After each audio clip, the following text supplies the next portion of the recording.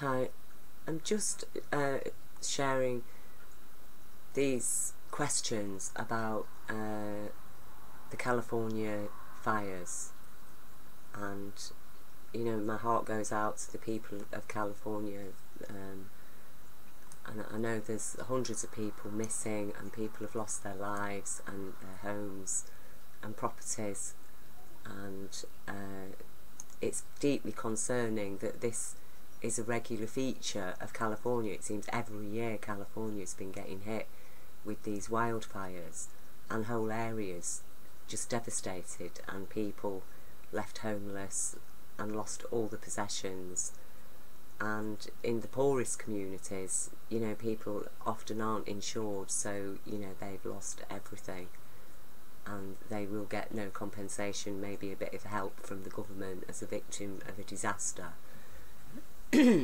So I'm just going to go through some of these photos and really expose some anomalies that do raise questions about what's going on here. Okay, so for example, if we start with this photograph, now I do understand about the wind and hot embers, hot air, and you know, hot embers touching on roofs that are perhaps flammable.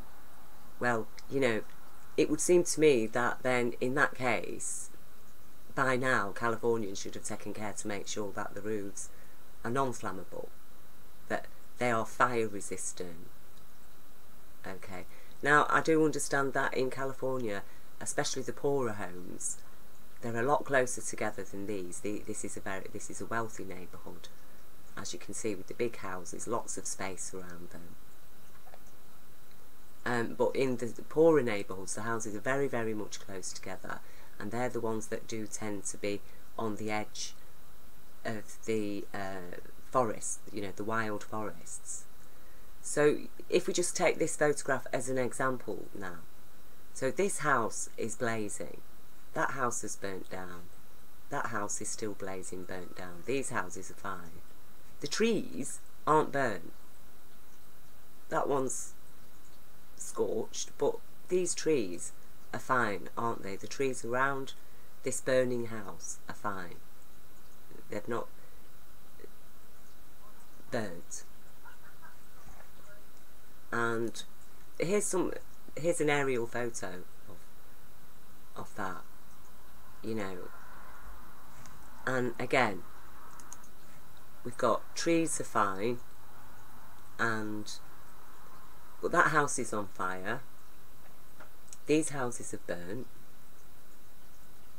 but the trees are fine, there's no fire. These houses have burnt, but these are alright. I know fire can be quite indiscriminate, where these supposedly hot embers blowing through the winds have landed on, you know, these properties and caused them to catch fire. So,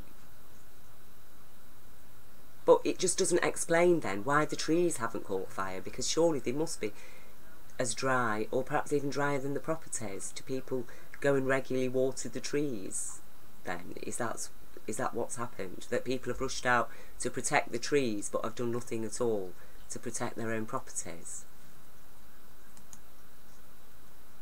Now this, again, I think, is this where the fire has been? It's ravaged through here and burnt these properties.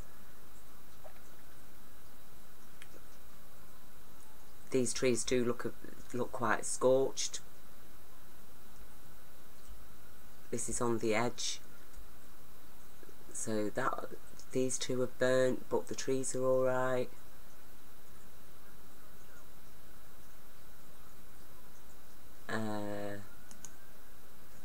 Again, we're back to that one, which it is odd, you know. That this is why I'm asking the question. Perhaps somebody can enlighten me as to how this can happen, because I don't understand it. It's confounded me.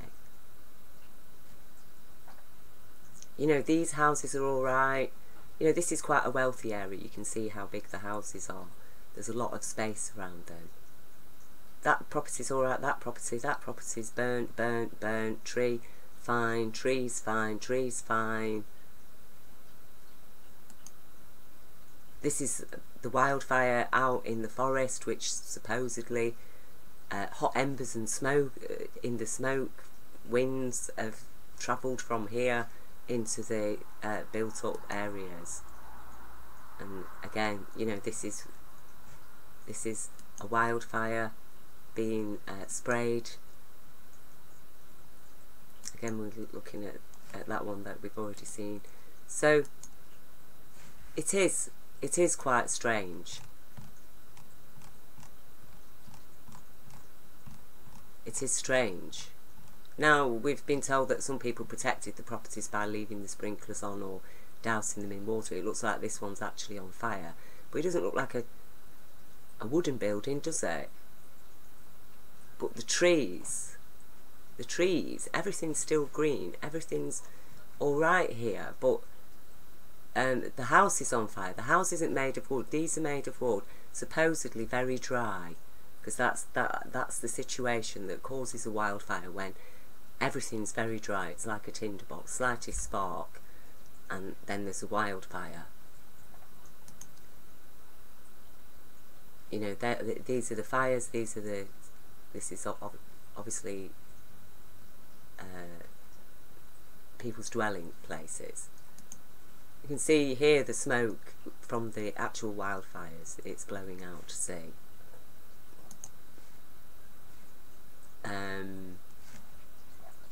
Now, if we look at this one, which is very interesting, it's showing before and after photos. So let's look at this one. You know, this is a poor neighbourhood. See how close the houses are together, and it is on the edge of the natural wildfire forest, and you can see how all the trees are burnt. Everything is burnt. The trees, all the houses. This is what it was like before. You can see how close together the houses are. We can see that the trees are burnt. So that is obviously caused from, you know, wildfire naturally spreading in the wind, and everything has caught fire.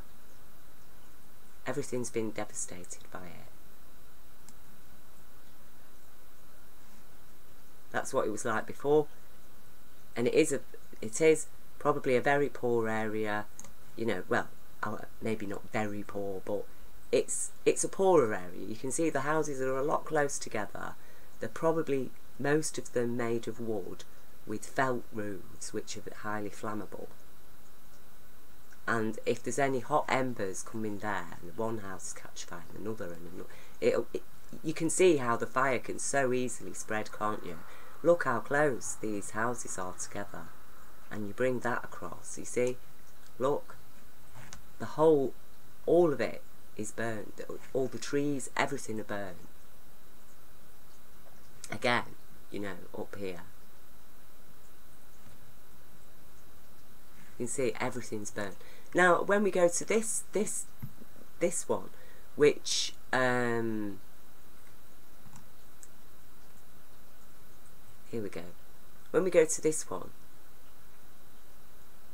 which is quite a bit of a wealthier area, well, you can see the trees aren't burnt. That green never got burnt. And this one is even more startling, because, you know, look at that grass in June. It's very hard to put my thing on here, but this patch of grass here, it's quite patchy. In fact, it looks really dry, like it needs a good watering. So that's in June 21st, 2017, so that's the middle of summer. So we're now in October 11th, 2017, and this is the satellite, sorry, the aerial shot after the fire, okay? And look at that green that I've just pointed out. I can't actually go on the picture because it'll just move it back to the previous picture. But look at that green. It is actually greener than it was in June. And none of the trees are burnt. You know, I don't understand that. I don't understand how all these houses can be burned, but those trees aren't. Look, you can see. That was June 2017, October 11th, 2017. Them trees are alright, but everything's been burnt around them. How is it possible for these houses to burn in the middle of these trees, but the trees didn't burn, like they did on the other photographs? Like that one. Look, you can see all the trees burn.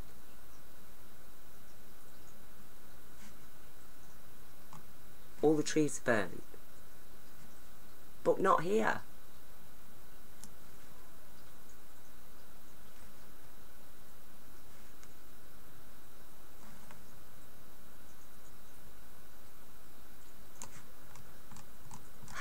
How does it work? You know, I just don't understand. So what I'm thinking now is, are these photographs showing us something? Because really, what I understand is, if we don't understand what the problem is, we've got absolutely no way of addressing it. We can't fix that problem. It is just going to be made worse. So we need to understand what is at the root of this problem that every year is destroying people's lives. Are some people profiting from that? Are some people taking advantage of a wildfire, and in the interest perhaps of claiming insurance or relocating somewhere, that they're setting fire to their house and then putting other properties at risk and putting other people's lives at risk? That, oh, there's a wildfire, so that's an incentive then to set your home on fire, and for a few people to set their homes on fire. And, you know, because they're struggling financially anyway, and actually the system, you know, the kind of financial economic system we're living in, it is actually more advantageous to burn your house and put other homes at risk and other people's lives at risk and creatures' lives at risk. That it is more advantageous for people personally to do that than actually people get together and work out how to prevent these fires from happening. You know, like the native people of the lands now called Australia did. They managed their land. They actually managed it to prevent these kind of wildfires from happening. But it seems that the people who are managing the lands of California have not got a clue. Like insurance companies, surely it's more profitable for an insurance company to invest in preventing wildfires. So, you know, instead of waiting till there's a raging fire to get your helicopters dousing water on them, why not do it before the wildfire? Why not do it before a wildfire can happen? Why not water your forests, especially around the areas where people live and are at risk? But then we do need to understand as well that, you know, maybe there are people that are taking advantage when there's a wildfire and just setting their homes on fire.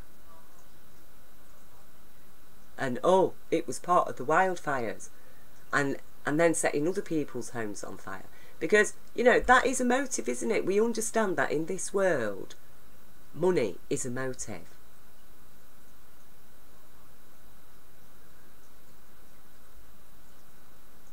Personal profit is a motive. We know that. We know that lives will be put at risk. People will die People have died, are dying in the interest of profits for certain individuals. That is the fundamental principle, isn't it, of corporate capitalism. Because I do not understand how it is possible. I don't understand how it is possible for these photographs to show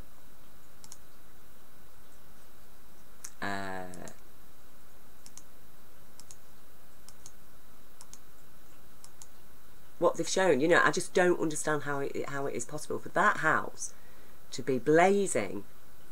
It's not near any other properties. These properties have all caught fire, but the trees are fine. There's none of these trees have caught fire.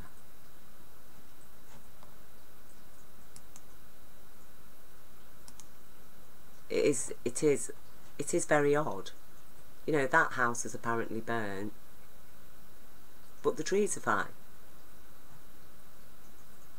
The trees haven't burned. So this is the kind of world that we are living in, and these are the kind of things that we have to take into consideration. So if we're going to fix this problem, then maybe we need to start thinking about having the kind of economy that actually works for the environment, protects the environment, doesn't incite crime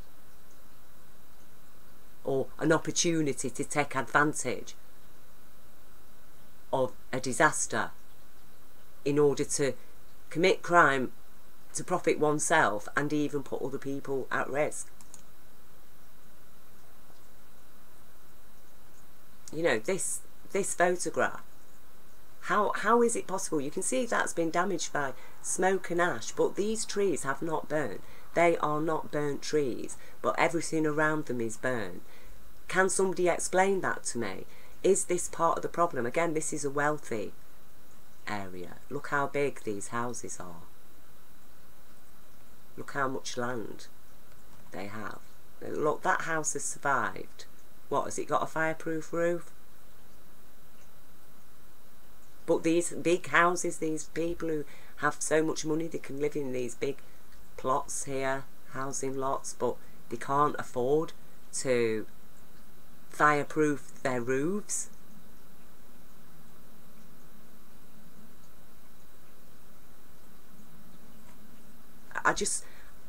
Can somebody explain this to me?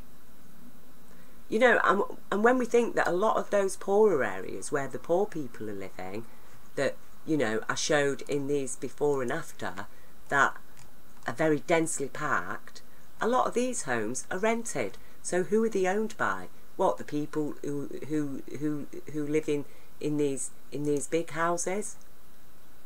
Is it advantageous for them for a lot of their properties that they rent out have burnt, so they claim the insurance? And a lot of the poor people that live in there, the low income people, haven't got insurance, so they've just lost everything, maybe get a bit of a government handout as a victim of a disaster.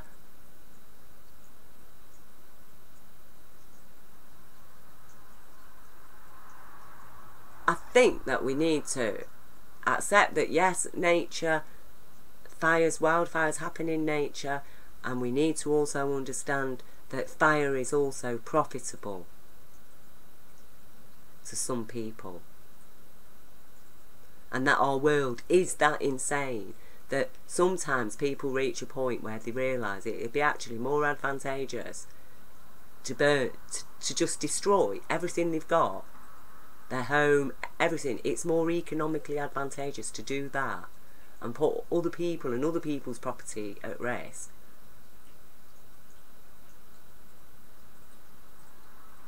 Because their economic situation is so bad that actually they'll end up losing all that property anyway.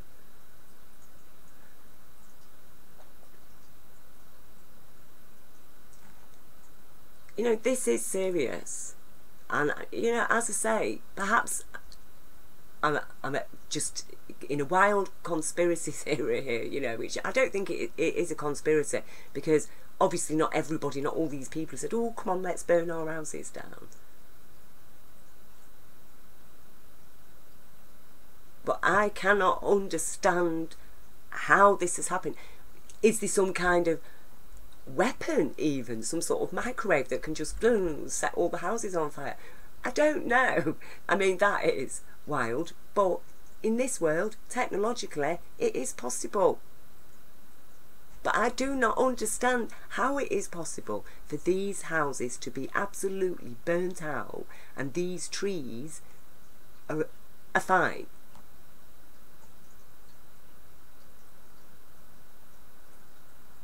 I do not understand that. And I think if we can understand it, then we can understand the problem in its fullest sense, and then we can work to fix it. Obviously, the corporate communist, okay, because that's what they are, the corporate communist, don't want to understand these problems because they profit off them. It's a way of dispossessing people, making people poor, controllable. They've got no roots now, no connections. They've lost all the memories, everything, their family memories. They've got to start again. They're vulnerable. You know, I mean, how has that house survived around all of this? How have these trees survived? What is really going on here? Please, somebody explain it to me. Explain it to me how these can burn, but not the trees.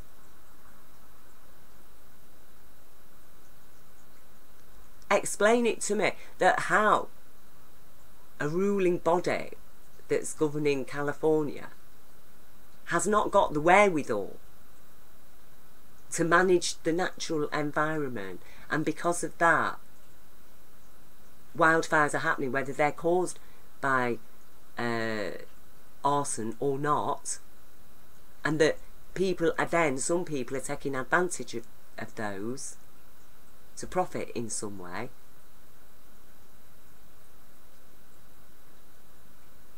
So, you know, these people, they can't manage the environment. They can't manage the environment like native peoples could and did.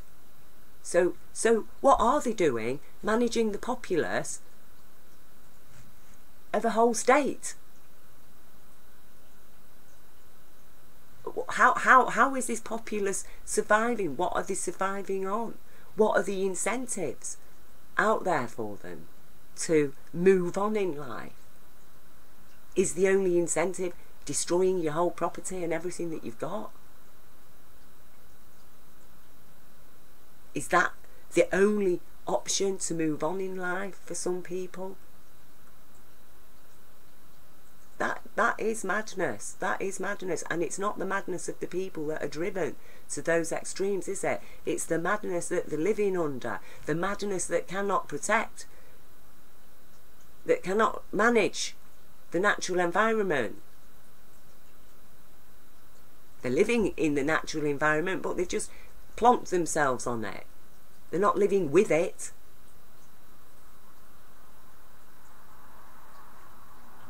So, you know, there's a lot of bad things that have happened recently in this world, and this is one of them. And as I say, my heart goes out to all, you know, to the people of California, and especially to the people that have lost their homes and loved ones. And, you know, what can I say? And I hope that people don't feel like I'm accusing everybody that's a victim of this, because, you know, as I say, once people have set fires and there's a few fires raging, it can spread to other properties. But I do think that I'm not wrong to ask these questions. I'm not wrong to ask these questions, because it is by asking such questions that we can better understand how to protect homes from fire, how to protect this from happening again, so that every home built is perhaps fireproofed, so that if hot embers fall on the roof or around it, they're not going to burn in conditions that actually trees can survive. So, you know, it could be that it's an indication of crime, or it could be that it's something that's showing us how to protect our homes, because these trees have survived, but people's homes haven't. So that is why I'm asking this question, and I'm putting forward possibilities, motives.